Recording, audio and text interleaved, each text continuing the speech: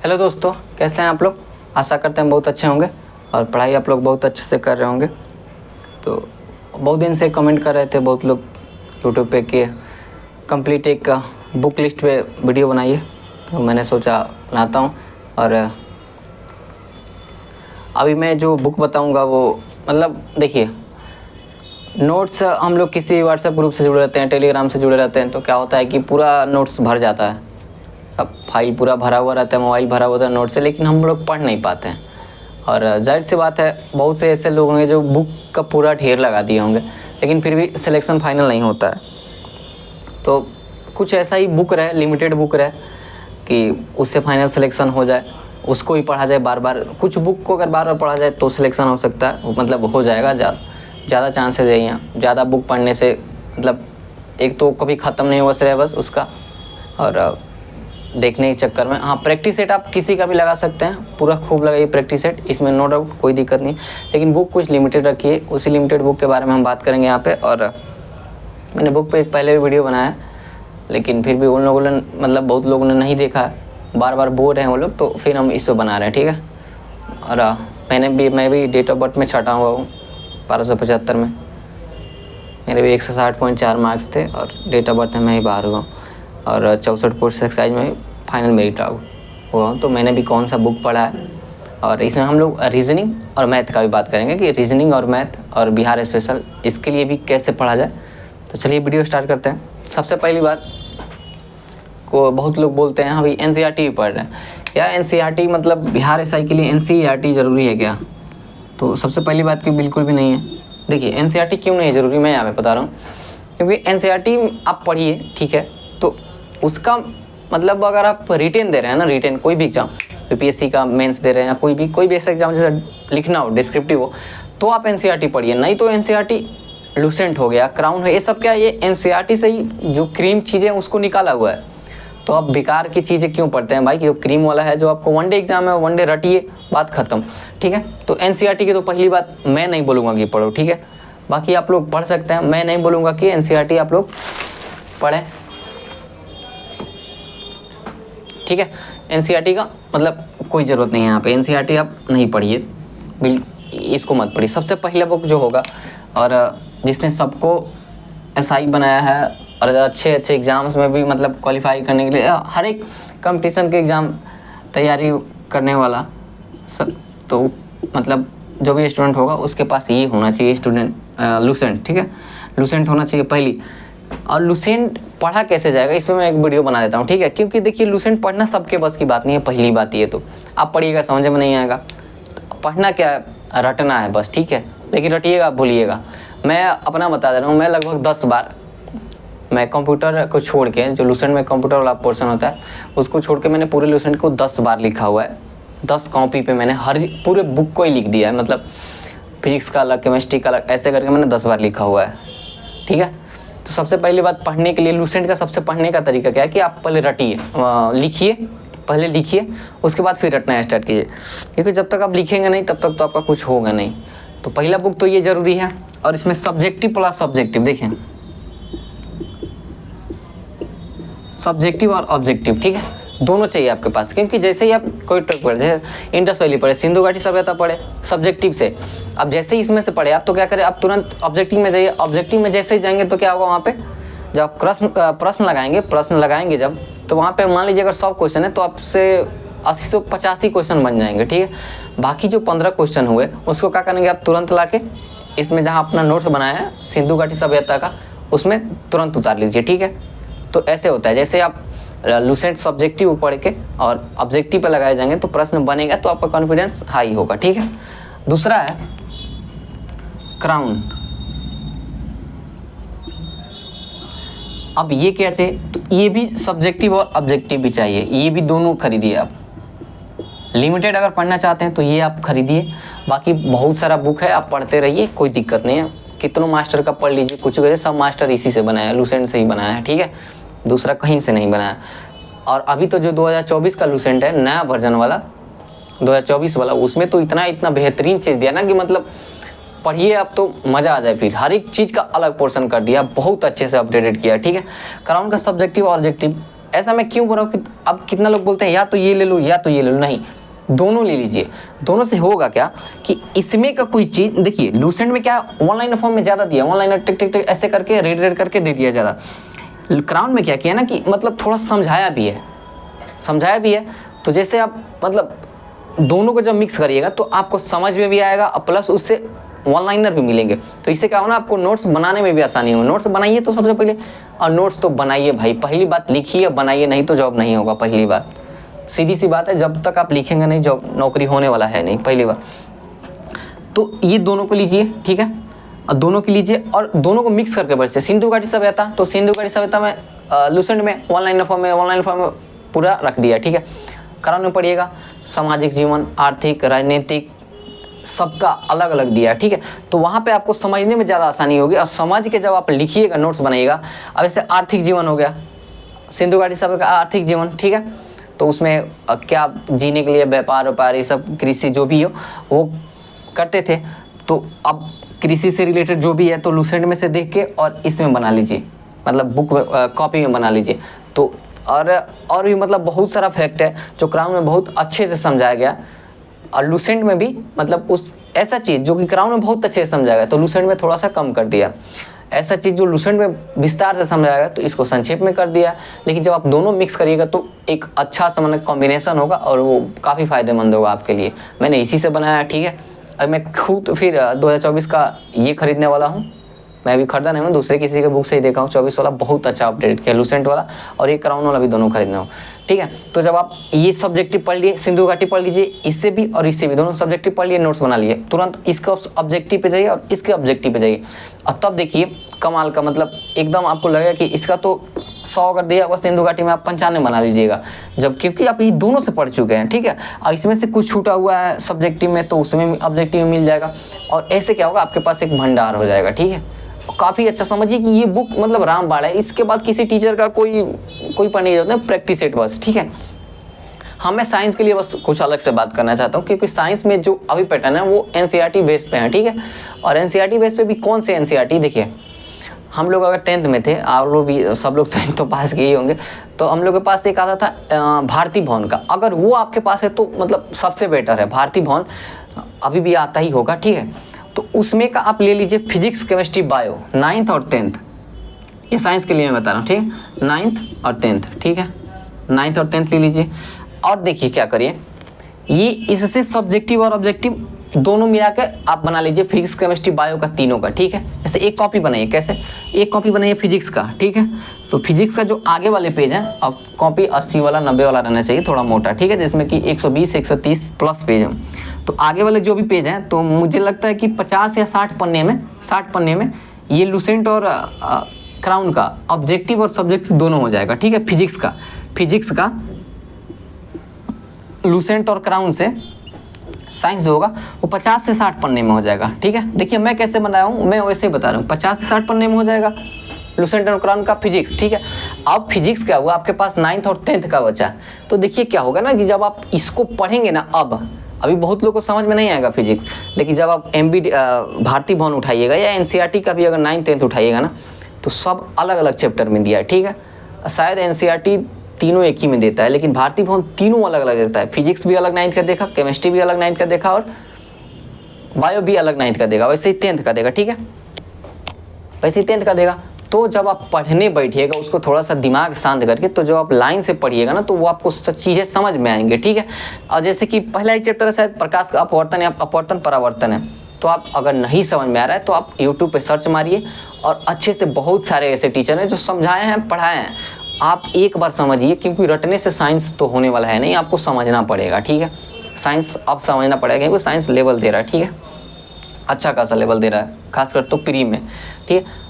और अब क्या करिए, अब जो उसमें से बच रहा है तो आप अब उसमें से कुछ मिल रहा है, जैसे 9th का फर्स्ट चैप्टर फिजिक्स आप उसको बना लीजिए, या 10th का फिजिक्स उसमें उठा लीजिए और उसमें भी ऑब्जेक्टिव दिया रहता है, उसके ऑब्जेक्टिव को अपने नोट्स में ऐड कीजिए और लाइन बाय लाइन जब आप पढ़ेंगे उसमें से जो भी चीज़ें आपको मिल रही है उसको तुरंत आप अपने नोट्स में, अब ऐसे इसको तो आगे कर लिए है ना, 50 से 60 पेज लूसेंट और क्राउन से साइंस हो गया फिजिक्स का, तो आपका करिए जो पीछे से है 1-2 पन्ना छोड़ के पीछे से आप अपना बनाना स्टार्ट करिए फिजिक्स का नाइन्थ का। अब जैसे ही नाइन्थ का फिजिक्स से कंप्लीट हो गया, हमको लगता है कि 15 से 20 पन्ने में हो जाएगा। अब 15 से 20 पन्ने में क्या होगा, 10th का पीछे से पन्ने पे फिर लिखना स्टार्ट कीजिए। 9th का जहाँ खत्म हो रहा है फिजिक्स, वहीं से 10th का फिजिक्स स्टार्ट करिए। और ऐसे होगा क्या, जैसे ही आप जब रिवीजन करने जाएगा ना, तो एक तो आप लूसेंट और क्राउन वाला ज़्यादा मतलब अच्छे से सब वो 50 से 60 पन्ने में आगे से कर लीजिएगा। उसके बाद पीछे से 9th और 10th का इतना कर लीजिए, आपको फिर साइंस पढ़ने की कहीं से ज़रूरत नहीं है। ऐसे ही हर एक सब्जेक्ट का, केमिस्ट्री का ही, बायो का, ये मैंने साइंस के लिए बता दिया। साइंस आप लूसेंट क्राउन से पढ़िए, ठीक है। आगे के 50 से 60 पन्ने में आ जाएंगे, अच्छे से इसको लिख लीजिए। और फिर 9th और 10th का क्या करिए, हर एक का पीछे से लिखना स्टार्ट किया। पहले 9th का लिख लीजिए, फिर 10th का, और पहले इस जब रिवीजन करने आए तो आगे वाले को, उसके बाद फिर पीछे वाले से रिवीजन कीजिए। ये मैं अपना बता रहा हूँ, मैंने ऐसे ही बनाया है और मुझे काफ़ी फ़ायदा होता है, ठीक है। मतलब मस्त एकदम, ठीक है। हाँ, आपको चीज़ें समझनी पड़ेगी और टॉपिक वाइज पढ़ना पड़ेगा। कितना टॉपिक है 9th के फिजिक्स में शायद 6 या 7 टॉपिक होगा। अगर आप एक दिन में 2 भी पढ़ रहे हैं तो एक मतलब 2 दिन में भी एक ख़त्म कर रहे हैं तो 10 से 12 दिन या 15 दिन में फिजिक्स ख़त्म हो जाएगा। वैसे केमिस्ट्री अभी आपके पास 3-4 महीने टाइम है, आप ख़त्म कर लीजिएगा। तो ऐसे साइंस का बनाइए, ठीक है। अब इसके बाद अगर चाहते हैं कि मतलब रैंक वैंक में आना चाहते हैं तो इसके लिए एक और रामबाण है, एक और बुक आता है, उसका नाम है परीक्षावाणी, ठीक है। परीक्षावाणी शायद मेरे पास होगा, 1 मिनट मैं आपको दिखा दे रहा हूँ, ठीक है।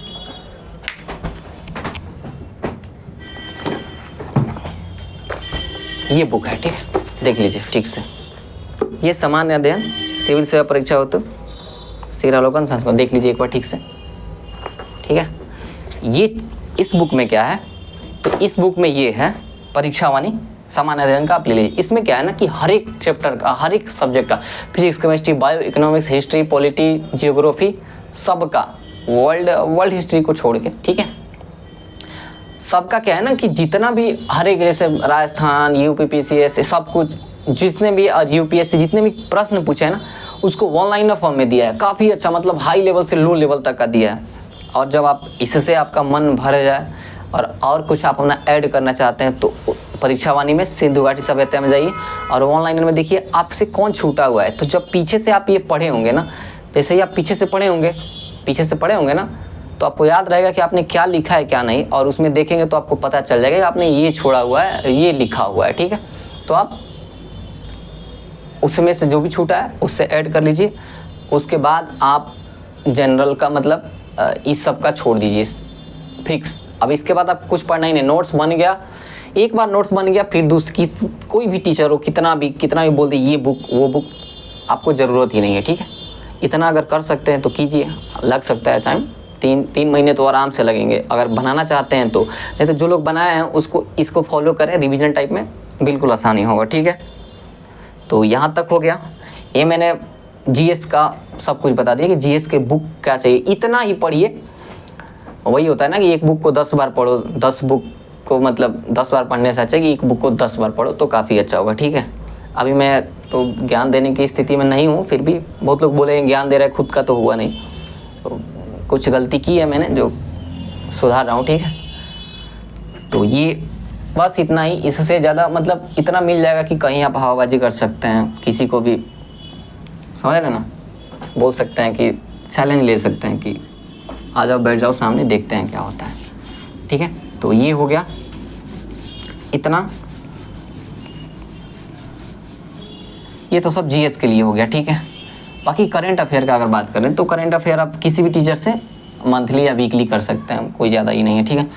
आते रीजनिंग में, क्योंकि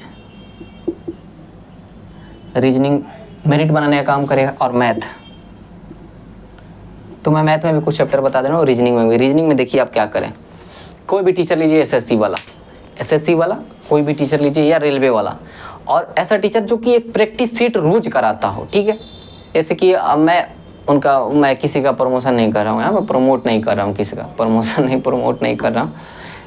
जहाँ तक मैंने एसएससी की जब तैयारी की थी तो मैंने पढ़ा था एक अंकित अतुल अवस्थी एसएससी अड्डा पे, या और भी कोई भी टीचर, जैसे RWA पे भी एक टीचर हैं, क्या नाम है, शायद संदीप नाम है उनका। तो वो लोग डेली प्रैक्टिस सेट कराते हैं 25 क्वेश्चन 20 क्वेश्चन का, उसको आप एक बार देख जाइए। आप यकीन मानिए जिस दिन आप 1 महीने पूरा कर दिए ना ये प्रैक्टिस सेट का, आप फिर रीजनिंग का कोई ज़रूरत नहीं है, आप फिर हवा में रहिएगा। तो रीजनिंग का तो तैयारी ऐसे ही हो जाएगा, क्योंकि रीजनिंग आप लोग पढ़े भी होंगे इधर उधर से, अब प्रैक्टिस में चाहिए, ठीक है। तो प्रैक्टिस में इससे आ जाएगा। कोई भी टीचर एसएससी का तैयारी करवा रहा हो या रेलवे का, उसका जो रोज डेली प्रैक्टिस सेट ला रहा है उससे करिए, काम खत्म। मैथ का देखिए मैं कुछ टॉपिक बता रहा हूँ, ठीक है, क्या क्या आपको चाहिए। लाभ हानि, ठीक है, पहला, दूसरा हो गया अनुपात, तीसरा प्रतिशत हो गया। चौथा में आ जाइए आप साधारण और चक्रवृद्धि ब्याज, साधारण ब्याज तो चक्रवृद्धि ब्याज हो गया। और हो जाएगा इसमें हाँ, समय और काम, समय तथा काम, और त्रिकोणमिति का कुछ फॉर्मूला, त्रिकोणमिति का बस फॉर्मूला है, त्रिकोणमिति फार्मूला, ठीक है। त्रिकोणमिति का कुछ फॉर्मूला आपको आना चाहिए। और हाँ, एक और ठोसों का आयतन, देखिए बस यही टॉपिक तो है आपको पढ़ना मैथ में। हानि लाभ, अनुपात, प्रतिशत, साधारण ब्याज, समय और काम, त्रिकोणमिति और ठोसों का अनुपात। देखिए जब इतना आप पढ़ लीजिएगा ना, ठीक है, इतना जब आप मैथ में पढ़ लीजिएगा फिर आपको सब इसी से क्वेश्चन आ जाएगा, ठीक है। बाकी इधर उधर आपको घूमने की जरूरत नहीं है। अब आप ये किससे पढ़िएगा, देखिए आप एक टॉपिक में कम से कम 6 से 7 दिन उसको पढ़िए, ठीक है। 6 से 7 दिन आप पढ़िए और फिर प्रैक्टिस कीजिए। कोई भी बुक ले लीजिए, उससे प्रैक्टिस कीजिए, ठीक है। मैथ आप मतलब बहुत बिहार एसआई की तैयारी करने वाले लोगों का मैथ कमज़ोर होता है, ठीक है। तो आप इतना ही टॉपिक पढ़ने हैं, इससे ज़्यादा कोई टॉपिक नहीं पढ़िएगा। ये अलजबरा कुछ नहीं, इतना मैंने बता दिया, इतना ही पढ़िएगा। आप प्रीवियस ईयर उठा लीजिए, इसी से आया होगा इतना। हाँ, एक और प्रायिकता, ये तो छूट ही रहा था, इससे तो आएगा ही आएगा। तो ये देख लीजिए, ठीक है। अब देखिए ये आप अगर प्रायिकता पढ़ना हो तो मैं एक टीचर बता रहा हूँ, ठीक है, या इसमें से जो भी पढ़ना हो तो एक टीचर है। प्रायिकता अगर आपको पढ़ना होगा तो मधुकर कोटावे सर, आप लोग जानते होंगे, यूपीएससी की तैयारी कराते होंगे। तो प्रायिकता, अनुपात, प्रतिशत आप उनसे पढ़ सकते हैं, या प्रायिकता आप बस पढ़िए, प्रायिकता आप उनसे पढ़िए, मधुकर कोटावे सर, प्रायिकता पढ़ लीजिए। बाकी के ये जो है ये आप तो देखिए, या तो आप आदित्य रंजन से पढ़ लीजिए या राकेश सर से पढ़ लीजिए, दोनों बहुत अच्छे हैं। अगर आप मतलब चाहते हैं कि एकदम जीरो से हम चलें तो किन से पढ़िएगा, तो आदित्य रंजन भी जीरो से पढ़ा सकते हैं, सही है। लेकिन अगर थोड़ा सा आप और चाहते हैं तो एक अभिनंदन सर करके मैथ के टीचर हैं, अभिनंदन सर मैथ, जब आप उनको मतलब सर्च करिएगा कि प्रॉफिट एंड लॉस अभिनंदन सर, तो उनका पूरा प्ले लिस्ट खुल जाएगा और काफ़ी आसानी से। चाहे साहिल सर भी हैं, बहुत किसी भी टीचर का देखिए, हटा ही दीजिए टीचर का बात, आप हमारी यूट्यूब पे हानि एंड लाभ मैथ्स इन हिंदी या इंग्लिश जो भी, उसमें बहुत सारे टीचर आएंगे और जो लंबा 2-3 घंटे का वीडियो बनाए होंगे, शुरू से लास्ट तक पढ़ाए होंगे, उनसे आप पढ़ लीजिए ना। 10 दिन में सब खत्म हो गया, समझ गए आप, उसके बाद प्रैक्टिस लगाइए, खत्म, दूसरा कुछ पढ़ना ही नहीं। और एक और छूट रहा है यहाँ पे बिहार स्पेशल का, ठीक है। ये मैंने मैथ रीजनिंग का बता दिया, इतना ही करिए, काफ़ी है, ज़्यादा इधर उधर मत घूमिए, नहीं तो फिर कुछ नहीं होगा। हाँ, फिर हाँ, बिहार स्पेशल, तो बिहार स्पेशल के देखिए, बिहार स्पेशल के लिए आपको ज़्यादा कुछ नहीं पढ़ना है, बिहार ज्योग्राफी का कमांड बनाइए। लेकिन अगर आपको थोड़ा सा मतलब अच्छा से पढ़ना भी चाहते हैं तो देखिए, बिहार स्पेशल का कोई भी अगर मैराथन कराया है 4 से 5 घंटे का मैराथन कोई क्लास कराया, तो उसमें क्या होगा, वो सब लगभग कराया होगा, झरना वरना सब आ जाएगा उसमें। तो आप बिहार स्पेशल का मैराथन देखिए, एक टीचर का जो 4-5 घंटे पढ़ाया, और उसी को आप मतलब एक सप्ताह में एक बार देख लीजिए। एक बार देखिए तो पूरा मतलब सिंपल पे करके, स्पीड नहीं, सिंपल पे करके देखिए, बस देखते ही रहिएगा। और फिर एक सप्ताह में आप 2x पे करके देखिए, 2.5 घंटे में एक सप्ताह में आप पढ़ लीजिएगा, आपका पूरा बिहार स्पेशल सही हो जाएगा। मैप वो सब आपको याद हो जाएगा, दूसरा कुछ नहीं करना है, बस इतना ही करना है। मैं तो बस इतना ही करूँगा, और बाकी मैं जो अपना GS बनाऊँगा उसको अच्छे से, मैंने बनाया उसको अच्छे से रिविज़न करूँगा। आप लोग भी बना लीजिए, एक बार बना लीजिए, ऐसे करके काफ़ी अच्छा रहेगा, ठीक है। आप लोग देखिएगा, बाकी और किसी टीचर के बुक को पढ़ने की ज़रूरत नहीं। हाँ, प्रीवियस ईयर आप ले सकते हैं किन्हीं भी टीचर का, ज्ञान बिंदु भी हैं, खान सर भी हैं, और भी बहुत लोग, एक और कौन टीचर हैं याद नहीं आ रहा अभी नाम, बहुत सभी लोग का किन्हीं का प्रीवियस ईयर ले लीजिए जिनमें कि पीछे का दिया हुआ सब, ठीक है। लगभग 2008 के बाद का जितना भी एग्ज़ाम हुआ उसमें दिया हो और सोल्यूशन दिया हो, ठीक है, उसको आप अच्छे से कर जाइए। उसके बाद जब इतना हो जा रहा है आपके पास, मारिए प्रैक्टिस, फिर जितना 100, 150, 200 प्रैक्टिस सेट अगर आप लगा रहे हैं तो वो टेक्स्ट बुक से, रुक्मिनी, ज्ञानबिंदु, खान सर, जो भी टीचर का मिल रहा है, राकेश सर, जो जिनका भी मिल रहा है, प्रैक्टिस सेट लगाइए और उस प्रैक्टिस सेट के डिस्क्रिप्शन को जब आप सॉल्यूशन को लिख रहे हैं उसी टाइम रट जाइए, बात ख़त्म। इससे ज़्यादा नहीं करना है कुछ। मैंने भी यही नहीं किया था तो मेरा नहीं हुआ फाइनल, तो आप नहीं कीजिएगा तो आपका भी नहीं होगा फाइनल, ठीक है। ये करना पड़ेगा और लिखना पड़ेगा। जब तक आप लिख के इसको फाड़ नहीं देते हैं, इससे पानी ना निकलने लग जाए, फिर तब तक सिलेक्शन नहीं होगा, ठीक है। मिलते हैं नेक्स्ट वीडियो में। जय हिंद।